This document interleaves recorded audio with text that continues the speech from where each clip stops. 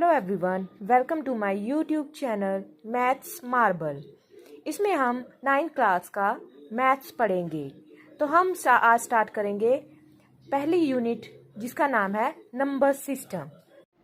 शुरू।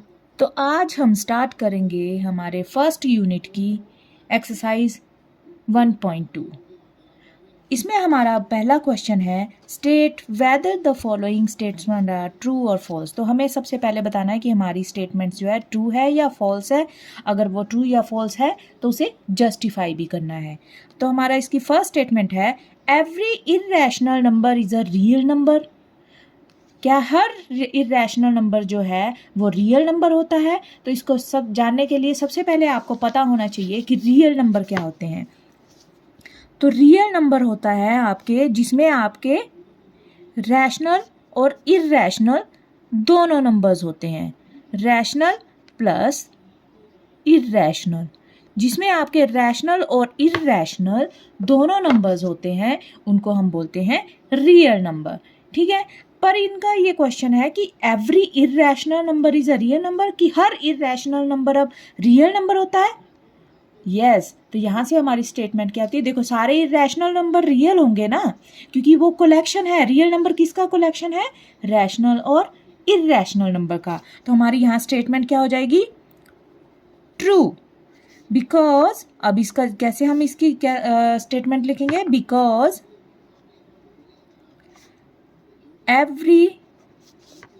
because real number are collection of rational and irrational numbers। ठीक है, तो इसी के साथ हमारा जो है पहला क्वेश्चन कंप्लीट हो जाता है। इसी के साथ हमारा ये थर्ड क्वेश्चन के साथ हमारी ये एक्सरसाइज कंप्लीट होती है। अगर आपको ये हमारी वीडियो अच्छी लगी है तो मेरी वीडियो को लाइक करें और हमारे चैनल को सब्सक्राइब कीजिए और दोबारा सब्सक्राइब वही हो गया। हमारा सेकंड क्वेश्चन है every point on the number line is of the form under root m where m is the natural number। ठीक है, तो हमें यहाँ क्या बताना है कि हमारा जो नंबर लाइन के ऊपर जो है हर जो पॉइंट होता है, एवरी पॉइंट जो होता है वो क्या इस फॉर्म में है? इस फॉर्म में हो सकता है। तो हम आपको जैसे पता है कि हमारे नंबर लाइन में इस तरफ जो होते हैं हमारे पॉजिटिव नंबर होते हैं और इस तरफ हमारे नेगेटिव नंबर होते हैं। ठीक है, तो क्या ये कहता हर जो पॉइंट है नंबर लाइन के ऊपर वो इस फॉर्म में होता है। अब आपको पहले पता होना चाहिए कि इस फॉर्म को क्या बोलते हैं। इस फॉर्म को बोलते हैं इररेशनल। इररेशनल, जो इररेशनल नंबर्स होते हैं वो आपके अंडर रूट फॉर्म में होते हैं, जैसे under root 2, under root 3, under root 5, ये होते हैं आपके इररेशनल नंबर। तो क्या नंबर लाइन के ऊपर सारे के सारे जो बोलते हैं नंबर है वो इररेशनल होते हैं? जहाँ पे m क्या है? आपका एक नेचुरल नंबर। और आपको पता है कि नेचुरल नंबर क्या होते हैं? जो 1 से स्टार्ट होते हैं, 1 2 3 4 5 टिल इन्फिनिटी। ठीक है, तो अब आपको ये पता है कि अंडर रूट के अंदर जो होते हैं वो कभी भी जो है नेगेटिव में नहीं रहते हैं। ठीक है, पॉजिटिव में तो है तब तो इररेशनल है, तब तो इस फॉर्म में है।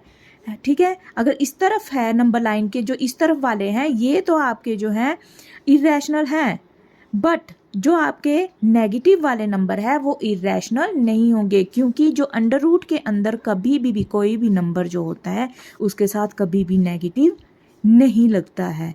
तो इसलिए हम कह सकते हैं कि ये स्टेटमेंट जो है ये फॉल्स है। फॉल्स है क्यों? क्योंकि जो इररेशनल नंबर होते हैं अंडर, क्योंकि there is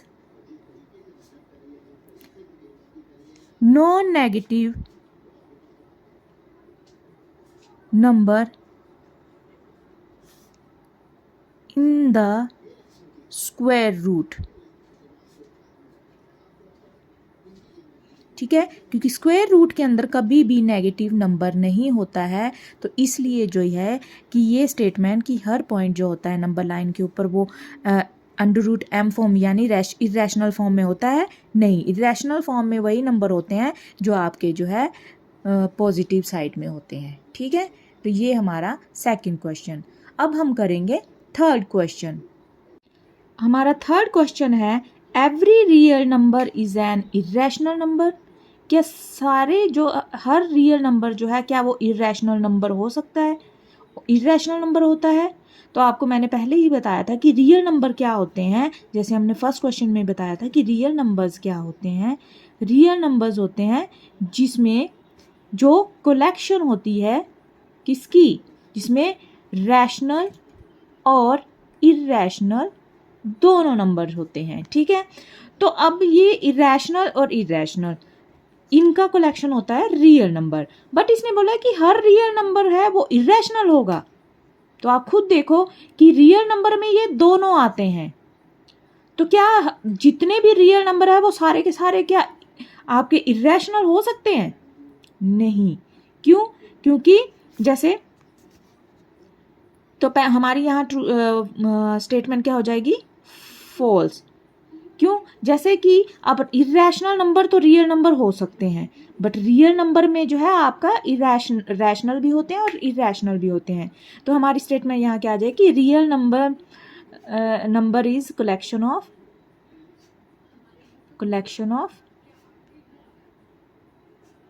rational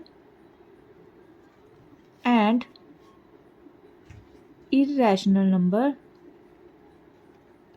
number so only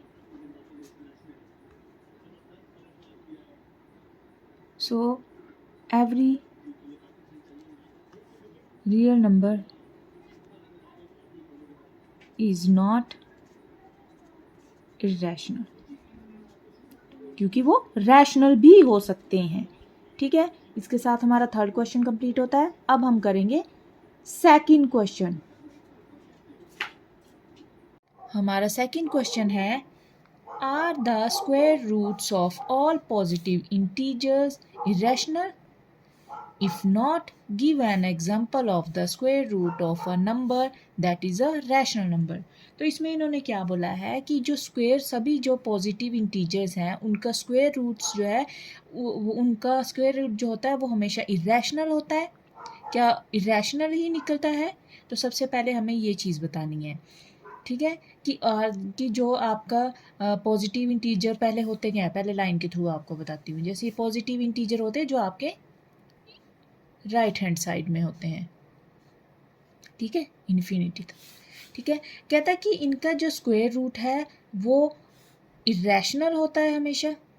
तो अगर इरेशनल अगर नहीं होता है तो एग्जाम्पल दो एक इसकी। ठीक है, तो हमने एक एग्जाम्पल देनी है। तो हमारे इन्होंने ये बोला, तो सबसे पहली बात है कि नहीं, इसका आंसर आएगा know all the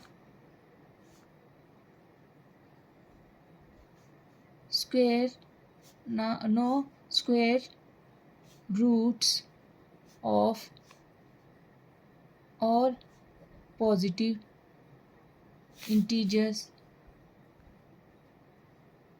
is not irrational। ठीक है, कि इरेशनल नहीं होता है। अगर उन्होंने अगर नहीं होता है तो एक एग्जाम्पल दो।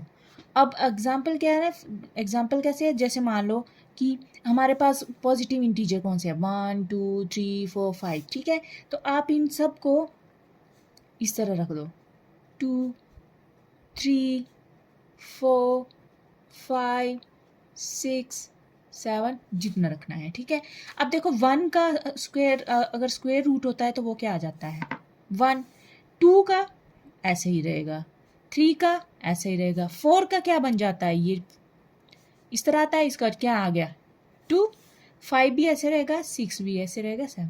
अब यहाँ पे देखो ये 1 और ये 2, क्या ये इरेशनल है? आपको पता है कि इरेशनल नंबर क्या होते हैं, इरेशनल नंबर होते हैं जो आपके स्क्वायर रूट के अंदर होते हैं। तो यहाँ पे 1 है और ये 4 का स्क्वायर रूट, क्या ये इरेशनल लग रहे हैं आपको? नहीं। तो ये हमारी जो है एग्जाम्पल होगी। तो हमारी इसकी एग्जाम्पल कौन कौन सी है?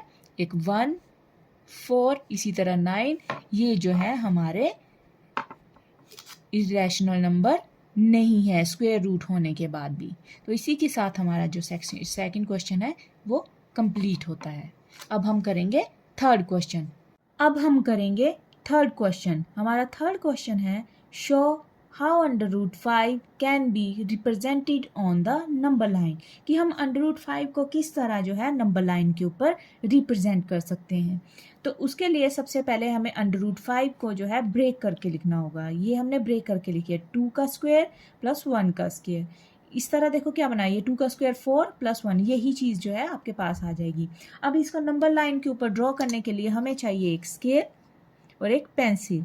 तो हमने यहाँ पे एक लाइन ड्रॉ करनी है, एक स्ट्रेट लाइन पहले ड्रॉ करनी है,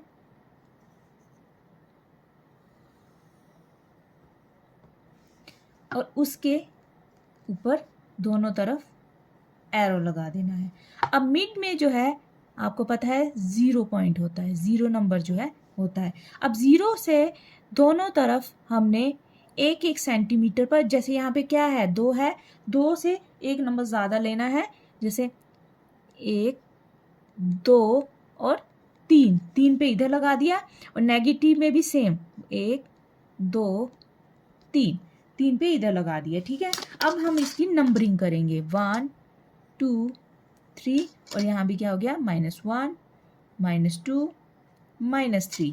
अब हमारे पास यहाँ क्या है 2, तो हमने 2 के ऊपर क्या करना है 90 डिग्री का एंगल बनाना है। तो 90 डिग्री का एंगल आपको पता है कि स्ट्रेट एंगल होता है, तो आप इसमें प्रोटेक्टर का यूज़ करके 90 डिग्री का एंगल भी बना सकते हैं, या आप डायरेक्ट जो है स्ट्रेट लाइन बना सकते हैं, क्योंकि हमें पता है कि वो एक स्ट्रेट लाइन स्टैंडिंग लाइन होती है स्लीपिंग लाइन के ऊपर। ठीक है, तो ये हमारा 90 डिग्री का एंगल बन गया। अब हमने क्या करना है, अब हमने एक कंपास लेना है और कंपास के साथ जो है 1 सेंटीमीटर ही मेजर करना है स्केल के ऊपर। 1 सेंटीमीटर मेजर करके, जैसे ये आपने मेजर किया, और उसे 2 के ऊपर रख के एक आर्क लगा देनी है। ये है आपकी आर्क। ठीक है, अब इस आर्क के साथ आपने क्या करना है 0 से जो है इस आर्क को जोड़ देना है।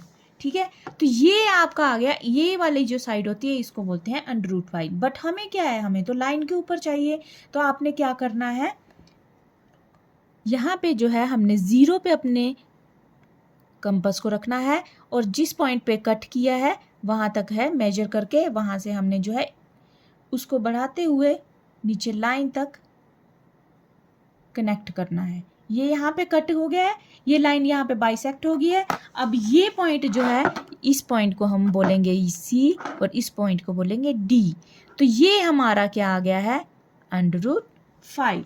तो यहाँ से लेके यहाँ तक जो हमारा डिस्टेंस है ये √5 हो गया। तो इस तरह हम जो है √5 को जो है लाइन के ऊपर रिप्रेजेंट कर सकते हैं। तो इसी के साथ हमारा ये थर्ड क्वेश्चन भी कंप्लीट होता है। थर्ड क्वेश्चन के साथ ही हमारी ये एक्सरसाइज कंप्लीट होती है। अगर आपको मेरी वीडियो अच्छी लगी हो तो प्लीज़ वीडियो को लाइक कीजिए और मेरे चैनल को सब्सक्राइब कीजिए। और मैं आपको मिलती हूँ अपनी नेक्स्ट वीडियो में, जिसमें हम करेंगे नेक्स्ट एक्सरसाइज 1.3।